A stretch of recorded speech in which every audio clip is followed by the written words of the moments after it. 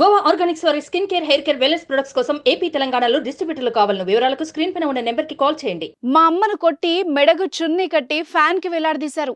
అక్కడే అందరూ నిల్చొని ఉన్నారు, కానీ ఎవరూ రాలేదు. తన తల్లి చనిపోయిన తర్వాత ఓ 5 ఏళ్ల కుమారుడు చెబుతున్న మాటలివి.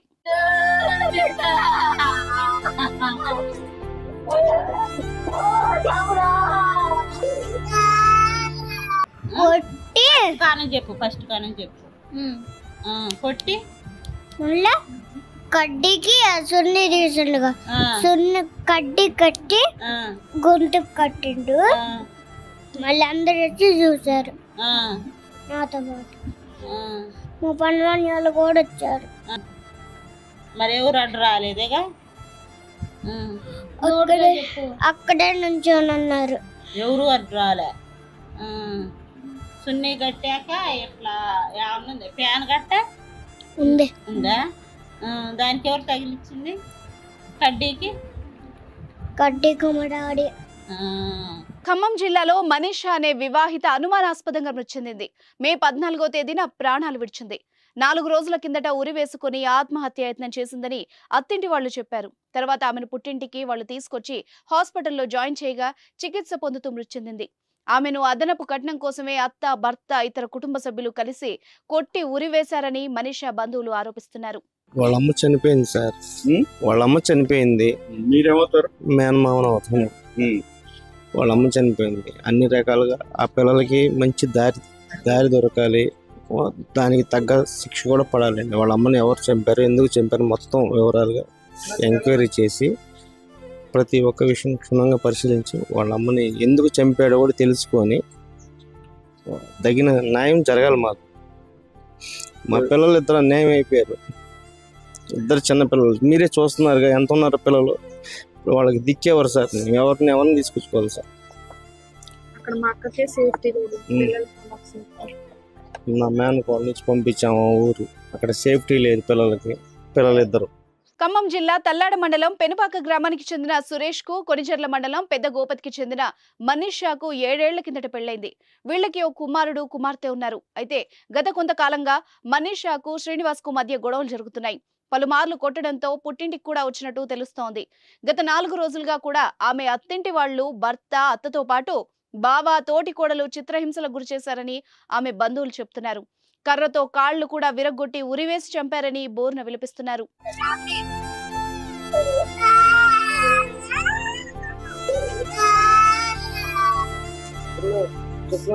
పేరు శృతి, మాది పెద్దగోప్తి గ్రామం. ఇప్పుడు చనిపోయినామో మా పిన్ని కూతురు. అయితే ఏమైందంటే అసలు గొడవ కట్నం డబ్బుల కోసం బాగా ఇసుకిస్తుండు. మా పిన్ని వాళ్ళు పెట్టిన తాడు కానీ అవి కానీ బ్యాంకులో పెట్టారంట. వాటి కోసం 3000 కోసం, ప్రతి ఒక్క రూపాయి కోసం బాగా కొట్టేవాడు. పోయినసారి కొట్టినప్పుడు కూడా ఆ దెబ్బలతో వచ్చింది. పంపిమని చెప్పారు అప్పుడే. అయితే ఒక వారం రోజులు మా ఇంట్లోనే ఉండి బ్రతిమలాడి తీసుకొని పోయిండు, మంచిగా ఉంటాడని చెప్పి. అయితే ఆ రోజు నైట్ ఏడ్చుకుంటూ మాకు ఫోన్ చేసింది. నన్ను బాగా కొడతండు, పిల్లల్ని గుంజుకొని నన్ను బయటికి పంపించాడు, నన్ను బాగా వేధిస్తుండే, ఇంట్లోకి రానియట్లేదని ఫోన్ చేసింది. పసి వయసులోనే అమ్మను కోల్పోయిన ఆ పిల్లల దృశ్యాలు కన్నీళ్లు పెట్టిస్తున్నాయి. అమ్మ కావాలి అంటూ ఆ పాప ఏడవడం కలిచివేస్తోంది. పిల్లలకు న్యాయం చేయాలని, మనీషాను చంపిన భర్త, అత్త, తోటి కోడలు, బావల్ని కఠినంగా శిక్షించాలని బంధువులు డిమాండ్ చేస్తున్నారు.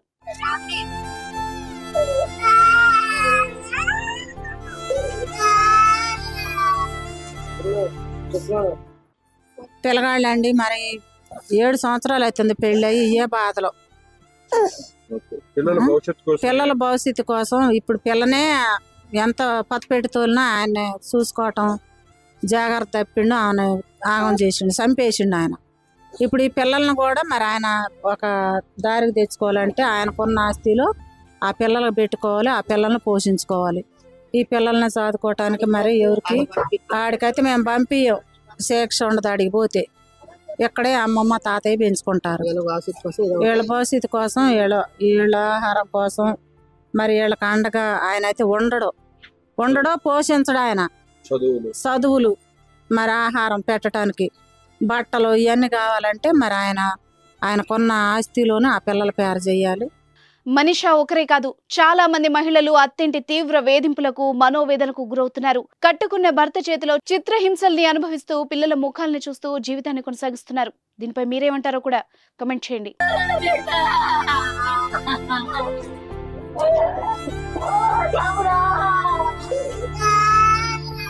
సుమన్ టీవీలో మీ పర్సనల్ అండ్ బిజినెస్ ప్రమోషన్స్ కోసం కింది నెంబర్కి కాంటాక్ట్ చేయండి.